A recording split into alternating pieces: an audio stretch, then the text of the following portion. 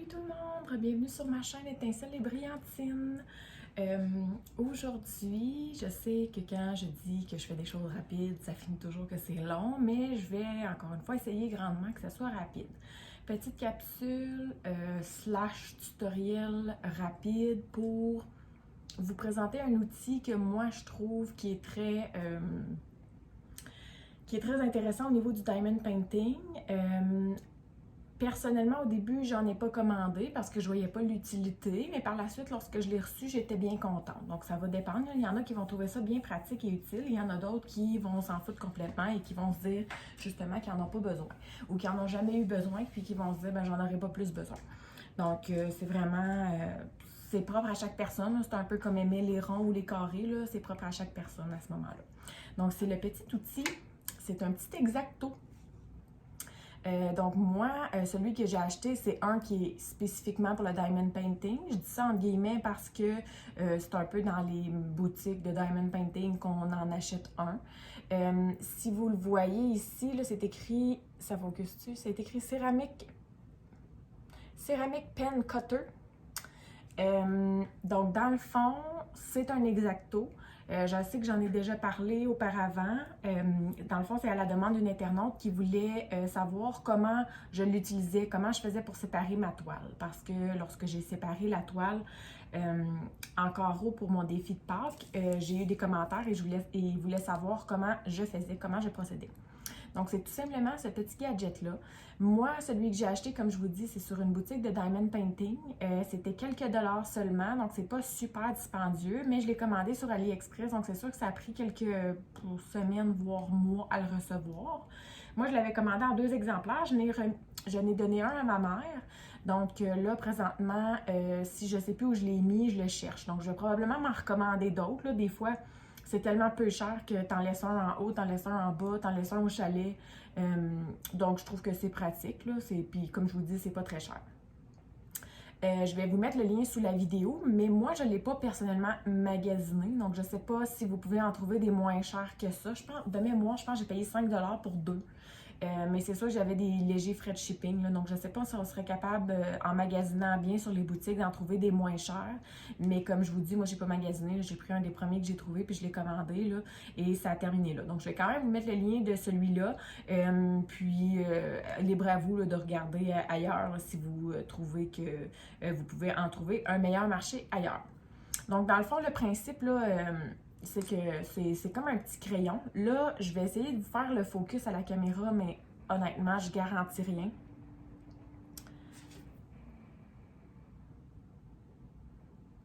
On voit pas grand-chose, là. Mais je sais pas si vous le voyez, là. Il y a comme une petite mini pointe qui sort du crayon. Minuscule, minuscule, minuscule. Dans le fond, tu sais, c'est pas, je veux dire, je vais pas faire exprès pour essayer de couper mon doigt, là. Mais, tu sais, je peux mettre mon doigt dessus et puis, tu sais, il se passe rien, là. Je suis pas en train de couper mon doigt.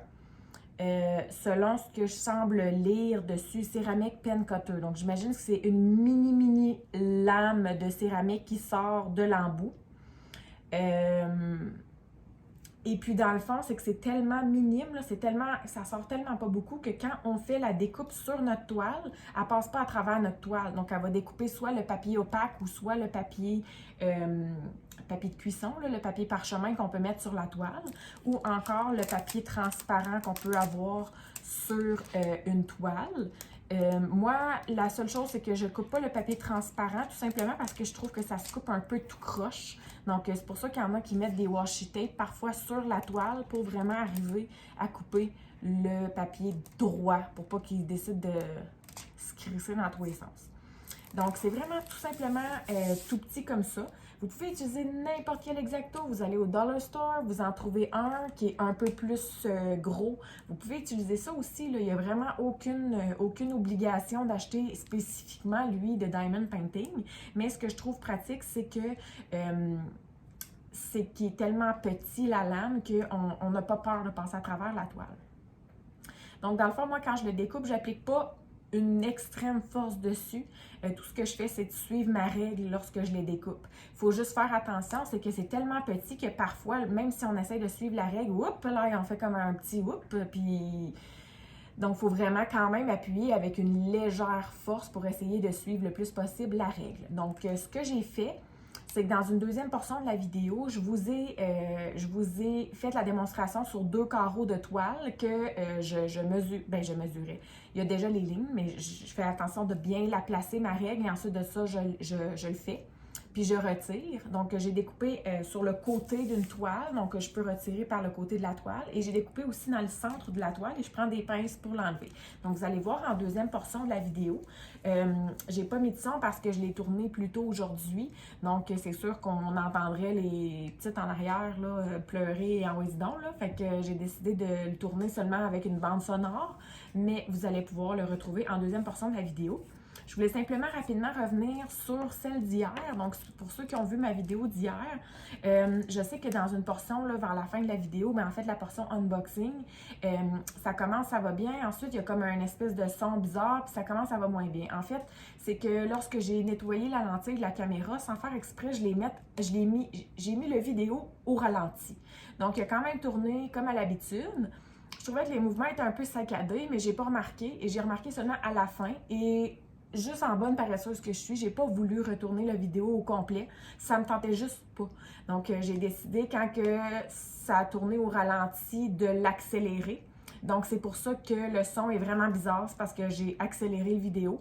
Et vers la fin de la vidéo, lorsque ça revient à la normale, le son revient normal. Puis, dans le fond, c'est ça, j'ai enlevé l'accéléré. Donc, c'est sûr qu'il y a des petits moments, là, il y a comme un petit glitch, un moment où c'est super ralenti.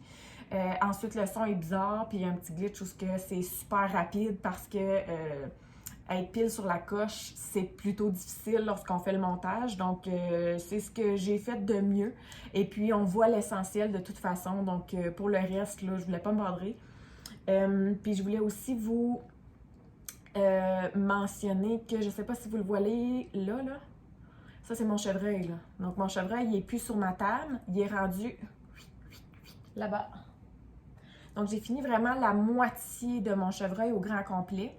Je sais que je l'ai dit souvent, quand je finirais la moitié, j'allais sceller la moitié, mais là, on est rendu vendredi, donc je vais probablement me concentrer simplement en fin de semaine sur tourner mon DP Blabla. Et en début de semaine prochaine, ou vers le milieu de la semaine prochaine, là, je vais vous faire ça avec vous pour le scellage d'une toile. Donc, je veux sceller une toile en rond et une toile en carré avec vous. Puis ensuite, je vais le mettre de côté, malheureusement, temporairement, cette toile-là, pour pouvoir un peu Parce que là, en ce moment, j'ai 5 toiles de débutées. 5 toiles que je travaille, qui sont débutées, plus 2 qui sont mises de côté. Donc, je trouve que c'est énorme. Je vais me débarrasser. Donc, je vais commencer à vraiment clairer les toiles le plus rapidement possible. Je veux dire, j'aime les faire, là. Je les mettrai... Justement, j'en ai 2 de côté parce que j'aime un peu moins, pas que j'aime moins les faire, mais c'est qu'ils m'attirent moins en ce moment. Donc, c'est pas ça, là. J'en ai 5 que j'aime beaucoup. Mais le chevreuil, je vais aussi le mettre de côté temporairement pour essayer de clairer un peu de défi que je suis en train de faire en ce moment parce que j'en fais trop. Et puis, ensuite de ça, je vais le ressortir, là, pour essayer de le finir, là, vraiment au printemps. Parce que c'était le cadeau de fête à mon père et il va probablement aller au chalet. Puis le chalet, on l'ouvre habituellement là, vers le mois de mai. Donc, je vais essayer de le finir pour le mois de mai. Donc, voilà ce qu'il y en a. Je voulais revenir, c'est ça, pour la petite vidéo d'hier, juste pour vous donner ce petit heads-up-là. Et comme je vous dis, dans la deuxième portion de la vidéo, vous allez voir comment je fais pour découper. J'applique pas vraiment de force sur mon crayon, tout simplement assez de force pour suivre la ligne de ma règle et c'est aussi simple que ça. Donc, je vous mets le lien sous la vidéo. Il y avait, moi, 3 différentes couleurs, si je ne m'abuse, sur le lien que j'ai. Sinon, on doit être capable de se procurer ça dans tous les magasins de craft. Puis on doit être capable aussi de se procurer ça sur Amazon. Donc, à vous le magasinage et à vous de savoir si ça vous plaît ou non. Je vous souhaite de passer une très belle fin de semaine.